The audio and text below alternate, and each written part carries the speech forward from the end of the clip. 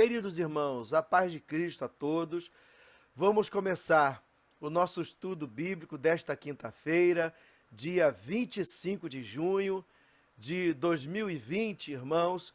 Vamos adorar o Senhor, ao nosso Deus, vamos ouvir a palavra ministrada pelo servo do Senhor, vamos orar e vamos dar início. Em seguida, vamos ouvir a palavra do Senhor pregada pelo servo do Senhor. Vamos orar, irmãos, é oração de início e também de iluminação ao Senhor, ao nosso Deus. Oremos, irmãos. Senhor, nosso Deus, nosso Pai, bendito e soberano Deus. Somos gratos nesta hora bendita de estarmos reunidos em Teu nome, Senhor, debruçados sobre Tua palavra, para aprendermos aquilo que Tu queres. Temos certeza que o Senhor já iluminou o Teu servo, agora ilumina o Teu povo, Senhor, para nós juntos entendermos e temos a nossa vontade, Senhor Deus, movida para colocar em prática aquilo que Tu queres para nós. Te somos gratos e Te louvamos, Pai, por tudo. Em nome de Jesus, amém. Irmãos, a graça e a paz do nosso Deus seja sobre a sua vida, sobre o seu coração nesta noite. Nesse mês, a igreja trata sobre o tema esperança. E é bom a gente ter esperança, que se alguém não tem esperança, é como se alguém estivesse morto. E eu gostaria de usar o texto de 2º livro dos Reis, capítulo 4, versículo 8 em diante, da figura da sunamita, para a gente tratar sobre essa questão de esperança. É importante você ter esperança, mas é importante como eu trato essa questão da esperança. A sunamita era uma mulher que aparentemente era uma mulher realizada, a situação financeira dela era boa, ela tinha uma casa estabelecida, tinha propriedade, tinha tudo correndo em paz. E em Sunem ela percebia quando o profeta Eliseu passava por ali e ela querendo ajudar, e fez isso várias vezes, dando refeição para ele, e também construiu até um quartinho para ele na parte superior da sua casa, para que o profeta se acomodasse ali todas as vezes que viesse à cidade. É muito legal ser útil às pessoas. Quando você é útil às pessoas, você tem mais chance de ter esperanças para dias melhores. Quando você se fecha dentro do seu casulo, é mais difícil, porque portas também não abrem para você. Para mim, aquela mulher era uma mulher que aparentemente tinha uma situação estabelecida, e o profeta então queria retribuir alguma coisa para ela pelo que ela vinha fazendo. Mas aquela mulher, ao ser chamada, ela disse que não precisava que o profeta intercedesse por ela, porque estava tudo em paz com ela.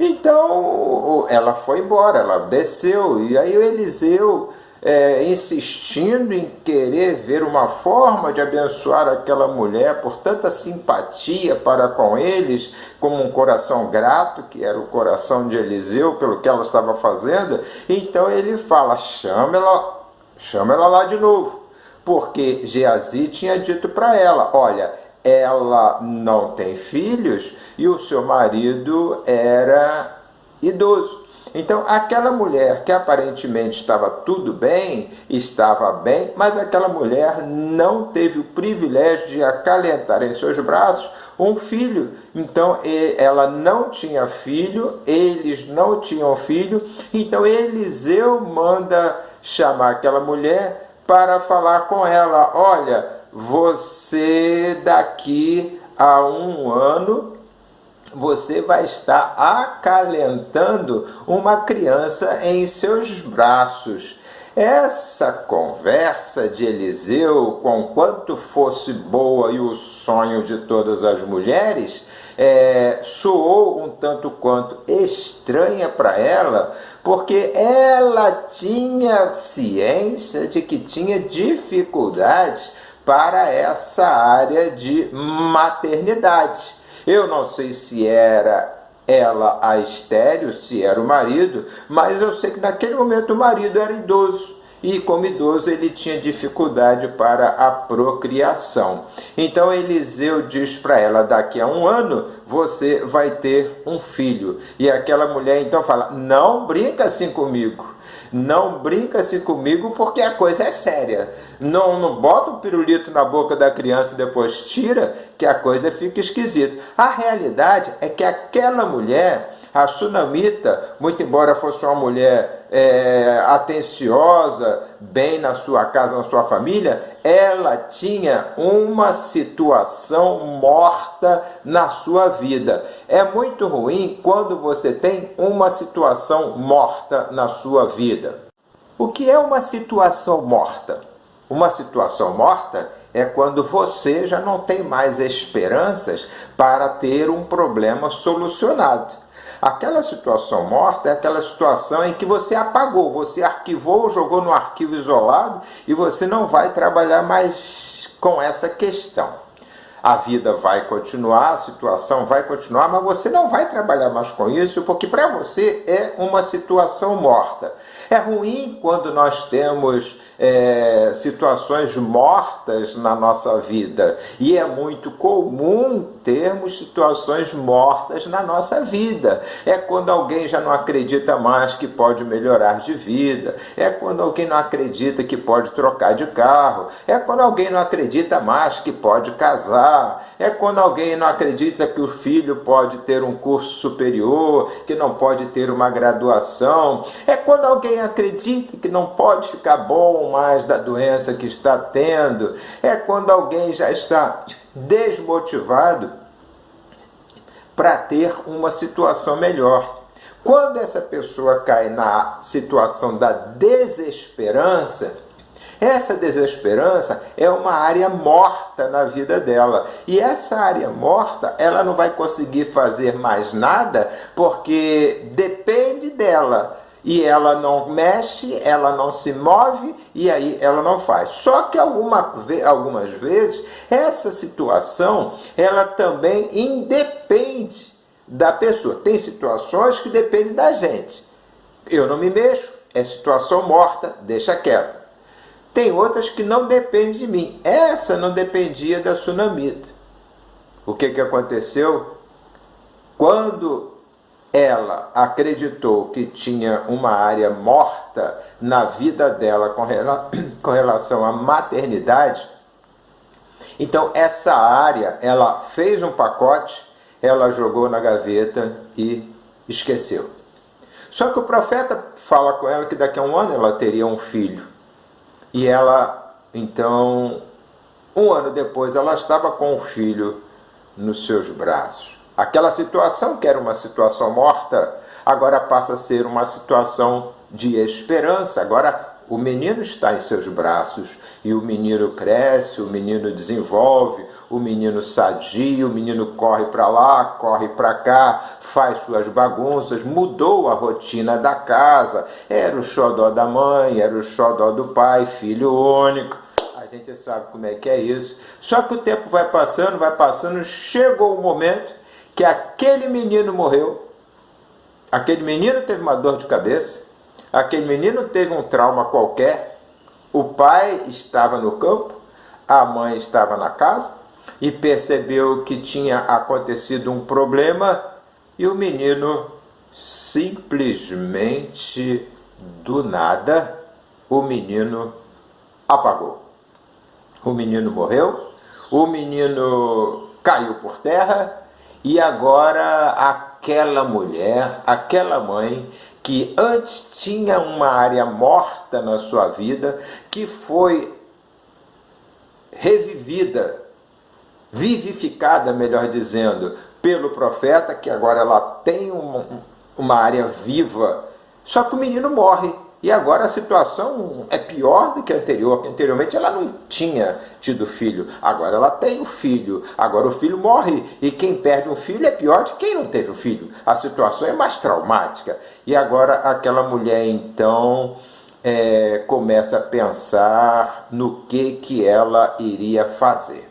O que você faria? Você choraria? Você bateria com a cabeça na parede? Você ia para o Facebook para reclamar, para chorar? Ia contar para os amigos? Ia para a igreja? Ia chorar? O que você faria com relação a uma situação de crise que bate à sua porta e deixa você sem ação?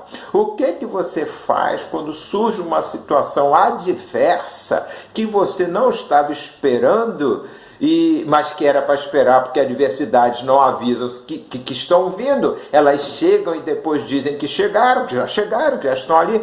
O que você faz? Qual é a sua postura? Muitas vezes nós quebramos, nós nos amargamos muito mais diante do problema, porque quando o problema chega, a gente sempre acha que aquele problema nunca vai chegar. Não é que o problema nunca possa chegar, é que a gente acha que ele não vai bater a nossa porta. O que você faz quando o problema chega e bate a sua porta? Ele quebra você?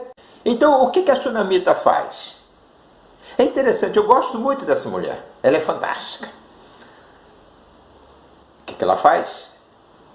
Ela vai, o menino bota o menino na cama, ela arruma o animal dela e ela vai e sai. Ela não diz nada para os empregados da casa onde ela vai. Ela vai embora. E ela vai falar com o marido, que ia falar com o profeta. Ela não diz nada do que tinha acontecido em casa. O filho estava morto lá e ela não fala nada com o marido. Ela sabia que o marido não ia poder fazer nada. E ela tinha um assunto para tratar com o profeta, porque ela tinha dito: você, olha o que você está falando. Então ela não aceitava a ideia, a hipótese do menino morto. Tanto é que ela não entra em desespero. Eu tenho um sentimento de que ela via alguma coisa diferente lá na frente. Primeiro, porque ela não entra em parafusos. Depois, ela também não dá satisfação para o empregado. Aí ela vai saindo com o animal e o marido pergunta: mas você vai falar o que com o profeta? Hoje não é dia de culto na igreja. Em outras palavras, ela fala: eu tenho que ir lá. E ela vai. E ela vai andando. E vai andando. A esperança estava no coração daquela mulher, porque ela sabia que ela não tinha pedido filho e que alguma coisa iria acontecer. A caminho, chegando onde o profeta estava, Eliseu viu que a Sunamita estava vindo. Então, falou vai lá ver com ela o que está acontecendo. Quando Geazi chega perto da Sunamita, e aí, tudo bem? Interessante, a mulher que tinha um filho morto na sua casa, a resposta dela para Geazi foi: tudo bem. Tudo bem. Sabe o que eu aprendo com isso, querido? Para aquelas pessoas que não podem fazer nada por você, você não precisa dar satisfação para elas, porque elas não vão resolver. Tem pessoas que querem saber só para repassar, para passar pelas redes sociais e contar a sua vida para as outras pessoas. Elas não vão orar por você, elas não vão interceder, elas simplesmente vão tocar adiante. E talvez nem se sensibilize muito com a sua situação. Algum problema? Tudo bem. Para aquelas pessoas que não podem te ajudar, que não tem muito o que fazer por você, a sua resposta deve ser: tudo bem, tudo bem. Mas tudo bem para essas pessoas e tudo bem também entre você e Deus, que é para você também não entrar em parafuso e ficar dando soco na parede. Tudo bem? Tudo bem. Aquela mulher despacha Geazi e agora chega perto do profeta. E quando o profeta chega, que o problema está instaurado agora, então o profeta Eliseu manda Geazi ir com o bastão dele lá para tocar o menino. Geazi vai. E mandou a Sunamita ir junto. Ela falou: não, eu não vou, eu vou ficar aqui. Geazi vai, não funciona. Bastão de profeta só funciona na mão de profeta. Não adianta pegar o bastão de profeta, roubar o bastão de profeta, que não é o bastão, é o profeta. Então Eliseu mandou, o bastão não funcionou. E aí agora Geazi volta e aquela mulher...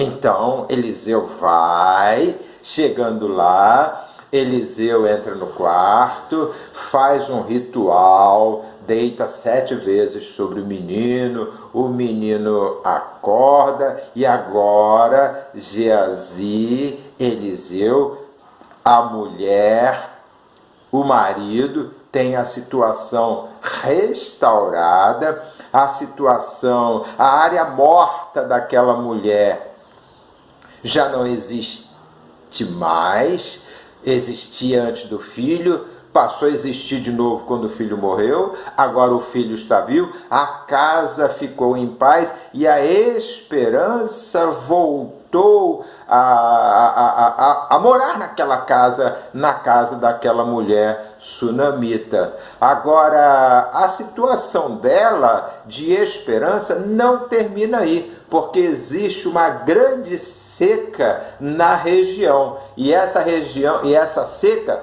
é tratada pelo profeta também em favor dela. O profeta então fala para ela: vai ter uma grande seca aqui, então você vai para outro lugar, porque senão você vai morrer de fome aqui. E aquela mulher vai embora, ela deixa sua casa para lá, deixa tudo para lá e vai embora. O tempo passa, queridos, e o tempo passa, e o tempo passa, o tempo passa. Lá na frente, o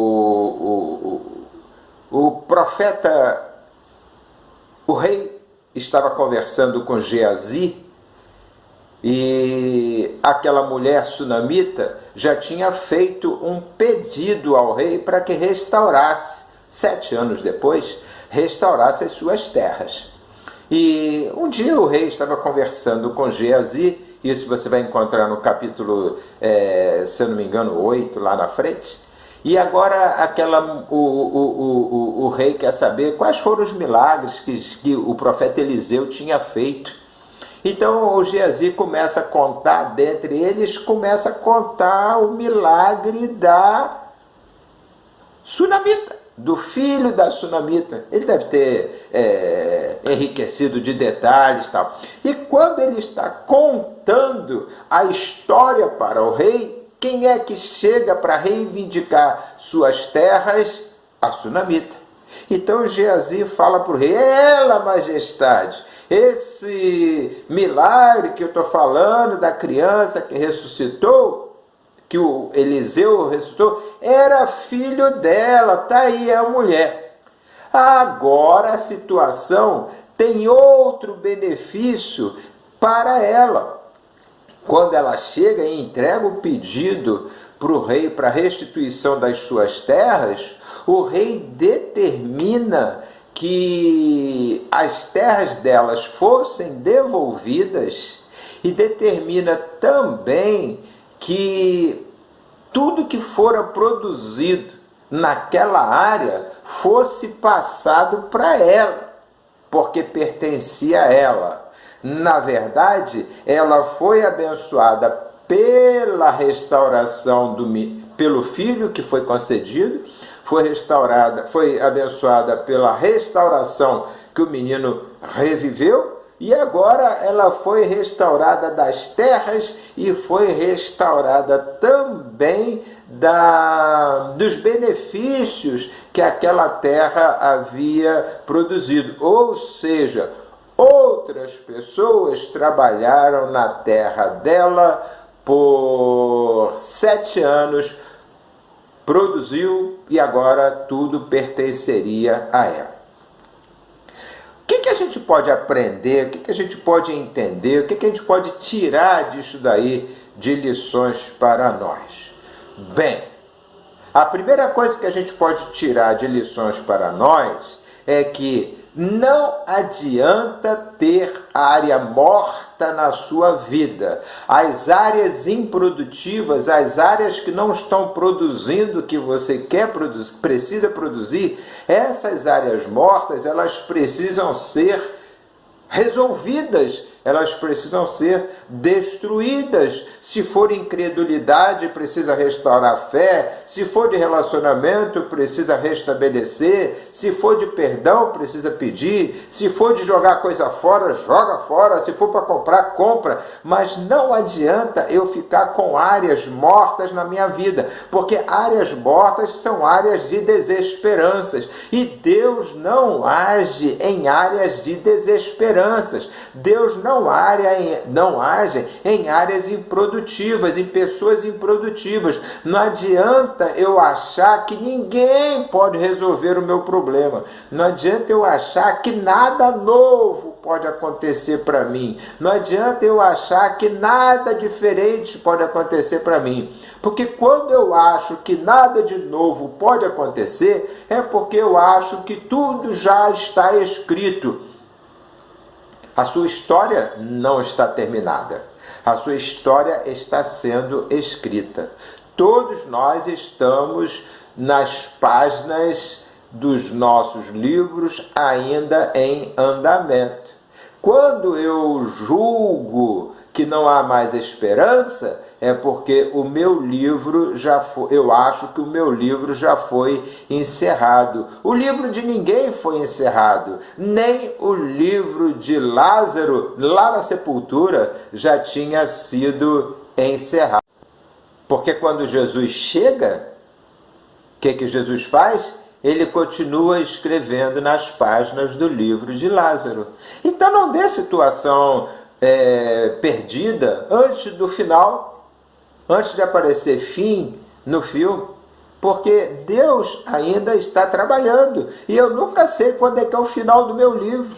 Eu não sei, o meu livro pode encerrar hoje, mas ainda pode ter algumas histórias, muitas páginas escritas. O ruim é se você acredita que a sua história já está terminada e terminada com tristeza, e você não resolve lutar por aquilo que possa melhorar. Eu acho que ninguém vence na vida se não lutar por dias melhores. Todos nós queremos, trabalhamos, julgamos por dias melhores. Só que dias melhores é muito mais questão de postura interior do que condições físicas ao nosso redor propriamente dito. Porque se eu não mudo postura interior, eu não mudo nada ao meu redor. Ninguém vai ter esperança se não modificar postura interior. Às vezes nós queremos conseguir coisas que não é bem o que nós estamos querendo, que é a dificuldade, mas é a postura para poder avançar naquela direção. Tem coisas que eu quero correr atrás, que eu quero conseguir, que eu quero buscar, mas eu não dependo muitas vezes de coisas, eu dependo de postura, de iniciativa. Aquela mulher, ela usou de postura, a sunamita, ela usou de postura para poder fazer as coisas acontecerem. Ela não se acomodou com o filho morto, ela não ficou dando satisfação para quem não merecia, e ela começou a correr com esperança na direção de quem poderia resolver o seu problema. Os seus empregados não poderiam, o marido não poderia, Geazi não poderia, e nem o profeta longe de casa pôde. Então ela só se deu satisfeita quando o profeta falou, vamos lá. Ela falou, então eu vou com você, e eu vou junto. Porque ela tinha certeza que o mesmo profeta que tinha, através de Deus, dado o filho a ela, poderia fazer alguma coisa para ela. Que Deus abençoe o seu coração, que Deus abençoe sua vida, que você entenda que Deus tem um propósito na nossa vida, e eu acredito que não faz parte do propósito de Deus para conosco que nós tenhamos áreas mortas, áreas de desesperanças na nossa vida, porque na desesperança Deus não age. Deus só age na esperança, porque aí Ele traz o futuro para o presente. Quando nós acreditamos em dias melhores, é porque nós acreditamos no que está lá na frente. O que está lá na frente é futuro. Dias melhores nunca é para trás. Se eu acredito em dias melhores é para frente. E para frente eu tenho que caminhar, eu não posso parar. E eu tenho que manter uma postura, a postura de quem está vendo a coisa lá na frente, e a cada dia a coisa se aproximando mais e mais de nós. Então, que Deus abençoe a sua vida nessa fase da esperança que a igreja vem trabalhando, que você possa criar no seu coração também esperanças de dias melhores, esperança de uma casa melhor, esperança de uma família melhor, esperança de uma vida espiritual melhor, esperança de um relacionamento com Deus melhor, esperança de gastar mais tempo com o Senhor, com a sua palavra, com a oração, esperança de ver o Senhor mais de perto, como aconteceu com Jó, que antes só sabia pelo que ele tinha ouvido. Você precisa, eu preciso, nós precisamos, no nosso dia a dia, ter uma visão, uma esperança de ter uma visão melhor de Deus. Porque se eu não tiver uma visão melhor de Deus, eu vou sempre trabalhar de uma forma que eu vou deixar a desejar na minha caminhada. E como é que eu posso ter uma visão melhor de Deus? Tendo uma esperança de dias melhores, mas acima de tudo dias melhores com o Senhor. Você pode mudar de casa como resultado de dias melhores, mas se você só mudou de casa, mas não teve dias melhores com o Senhor, você só vai ter uma casa nova, mas os problemas serão os mesmos. Você pode até trocar de carro, mas se você não tiver dias melhores com o Senhor, você só vai ter um carro novo, mas os problemas vão ser o mesmo. É postura, e postura é coisa interior e não física ao nosso redor. Que Deus abençoe sua vida, que Deus abençoe seu coração, em nome de Jesus. Amém. Graças a Deus, irmãos, que palavra abençoada, que palavra maravilhosa. Deus abençoe o nosso querido irmão. Vamos orar agora, irmãos, para encerrar, e em seguida recebam a bênção apostólica. Senhor, somos gratos, te louvamos e te bendizemos, Senhor. Muito obrigado, Pai, pela palavra, Senhor, Deus que alimentou o nosso coração. Produza fruto, Senhor Deus, a seu tempo. Dá-nos, Senhor Deus, vontade de colocarmos em prática, não apenas sermos ouvintes, mas praticantes de Tua palavra. Te louvamos, te agradecemos, Pai, por tudo. Nos dê uma noite abençoada, ainda o final de semana em Tua presença, cuidados e protegidos pelo Senhor. Em nome de Jesus oramos. Amém. Recebam a bênção apostólica. Que a graça de nosso Senhor e Salvador Jesus Cristo, o amor de Deus, o nosso Pai, as doces e maravilhosas consolações do Espírito Santo estejam com todos os irmãos que nos veem e ouvem neste momento e todos os servos do Senhor pela face da terra, desde agora e para todo sempre. Amém.